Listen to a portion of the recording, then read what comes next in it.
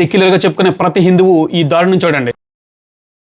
బంగ్లాదేశ్ అనే country form అవడానికి కారణం మన ఇండియా. అలాంటి ఇండియా మీద పర్టికులర్ గా హిందూస్ మీద కక్ష దేనికి? నువ్వు ఏం సాధిద్దామని 2024లో political youth leader Sharif Osman Hadi అనే ఒక అతను బంగ్లాదేశ్ మ్యాప్ కి 7 సిస్టర్స్ అయిన ప్లేసెస్ ని యాడ్ చేసి బంగ్లాదేశ్ యూత్ ని రెచ్చగొట్టి నాయకుడు అవుదాం అనుకున్నాడు. హడి అనే వ్యక్తిని గుర్తు తెలియని వ్యక్తులు బైక్ మీద వచ్చి కాల్చి చంపారు. ఇతన్ని చంపిన వ్యక్తులు మన ఇండియాలో దాక్కున్నారని, ఇండియా అండ్ బంగ్లాదేశ్ గేట్ ని ఓపెన్ చేయాలని, హడి అనే వ్యక్తిని చంపిన వాళ్ళకి ఇండియా షెల్టర్ ఇస్తుందని అనుమానించి ఈ ప్రొటెస్ట్లు స్టార్ట్ చేశారు. ఈ విషయంలో నిజం ఉందో లేదో వాళ్ళకు కూడా క్లారిటీ లేదు. దీనిలో భాగంగానే యాంటీ ఇండియన్స్, యాంటీ హిందూస్ అని ప్రొటెస్ట్లు స్టార్ట్ చేశారు. ఒక ఫ్యాక్టరీలో చిన్న ఉద్యోగం చేస్తున్న దీపు చంద్రదాస్ అనే వ్యక్తిని చెప్పులతో కొట్టి, కాళ్లతో తొక్కి, తాడు కట్టి రోడ్డు మీద ఒక జంతువు లాక్కెళ్లి ఒక చెట్టుకు కట్టి ఉరి తీసి బ్రతికొండగానే సజీవ దహనం చేశారు. దీనికి వన్ అండ్ ఓన్లీ రీజన్ తను హిందూ కావడం. ఇండియాలో హిందువులు ఒక్కరే ఉన్నారా? ముస్లిమ్స్, క్రిస్టియన్స్, సిక్కుస్ వీళ్ళెవరూ లేరా? వాళ్ళ జోలికి ఎందుకు వెళ్లరు? ఎందుకంటే హిందువులు చేతకాని సాధు జంతువులు. ఎంత అన్యాయం జరిగినా, హిందువుల మీద ఎన్ని అఘాయిత్యాలు చేసినా నోరు మూసుకుని, ఇన్ఫాక్ట్ అన్ని మూసుకుని కామ్ గా ఉంటారు. కాబట్టి మేలుకో హిందూ,